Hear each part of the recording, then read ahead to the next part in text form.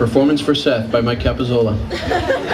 Man, I like them both a hell of a lot, so I just thought I'd ask which one of them reads my strip in the Chronicle, and then I would award the point to them. So do either of you know, do you read it? Do you remember what Thursdays was about? Neither of you, so you don't get the point. All right, Seth. Kudos for not trying to pace like DW, because, I mean, it was done and we looked... Yeah, it's a tough act to follow, and again, your material suited the, you got presence. You're a bulky, hulky 9-foot dude. You might as well just stay there at the mic, stand your ground, and deliver it. Like you get like boss wants his money, yo. It's like that. Yeah, but I just have to say, Dan, I was expecting you to like wiki wiki wiki at some point, like, and I know you're not the wiki wiki wiki guy, Seth. So that I love the interactive lo-fi intro. I loved it. I thought that was so hip. That was very cool, playing the like that. You broke the fourth wall a lot and brought people up to speed. Like you'd be reading and then duck out of it. Go, by the way, and I thought that was a very cool thing to do. I was paying attention despite drinking a lot. I don't think anybody else did that. Duck out, bring you up to speed, and go right back into it. You didn't take yourself too seriously. I thought that was cool.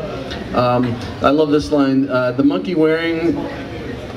Yeah, this is shitty writing. I'm sorry. Not your writing's good. It says my handwriting sucks. The monkey wearing is a fucking holler.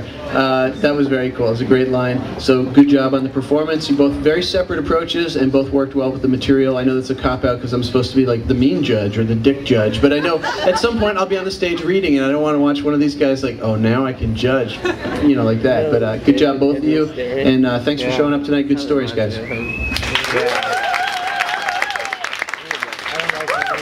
So, since I'm on intangibles, I just have to say, okay, because I married a man like this with kind of a young face, and you've got that thing where it's like you went to sleep as a 9-year-old boy and you woke up as like this huge man. You gotta say, I mean, come on, that's like likable. That makes you instantly likable. And I loved how you critiqued yourself throughout, or critiqued and praised yourself. Like at one point, you were like, wait, what'd you say? When you were saying that you were tempted to walk around, that was kind of great because you were, thinking you should be pacing also. And then like at one point you were like, that was a really good line. That was good.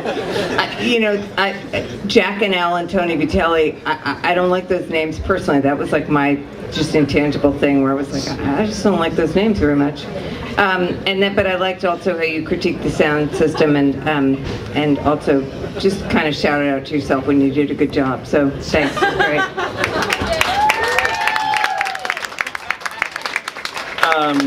I like that your book is everywhere where books are sold, which is like an enormous amount of places, and I couldn't get past like the first 2 minutes of your reading. I just kept thinking, how is that? That's so many bookstores, and I was counting all the places I know books are sold, and I was like, that's awesome. People are just going to buy it on that alone, and then somebody else take it off. I thought that was great, and you didn't, so you kept your poise, because you never know. A lot of people want to please people, and you could have fucking stripped down. But by not stripping down, I didn't know about your pants, and I didn't know, like, are you trusting your pants? I don't know if I trust you or not.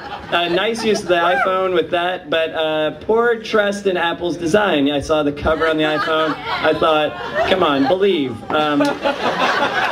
I wrote, Elmore Leonard, your reading was Elmore Leonard meets Judy Blume in an alternate universe where she's a stripper, which I thought was very accurate. You said jelly. I'm from North Carolina and St. Louis. We call it jelly because that's more white trash and not jam, which now I call it because I'm, I don't remember the word from the Coen Brothers film in which George Clooney was a star, but I'm like that. You channeled Joe Pesci, great. True Romance, love that movie. Your reading was more green because you read out of a pre-printed book. There's some note about how Michelle Richmond should someday win the literary death match. She's a 2-time loser, but she's one in our hearts every time.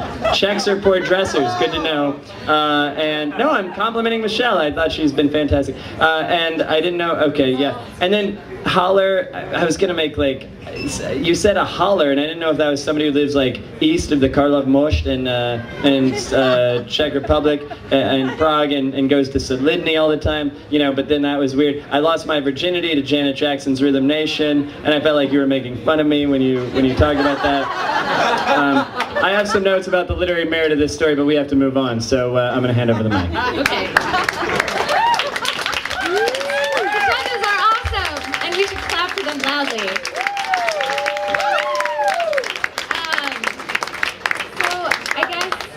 while we wait for them to make a decision, I'm going to take a gander at why it's elephant and manatee, and I think it's because they're like both gentle giants that are gray.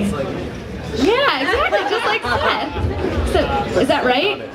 That's totally it. No? It's close. Are you gonna tell us?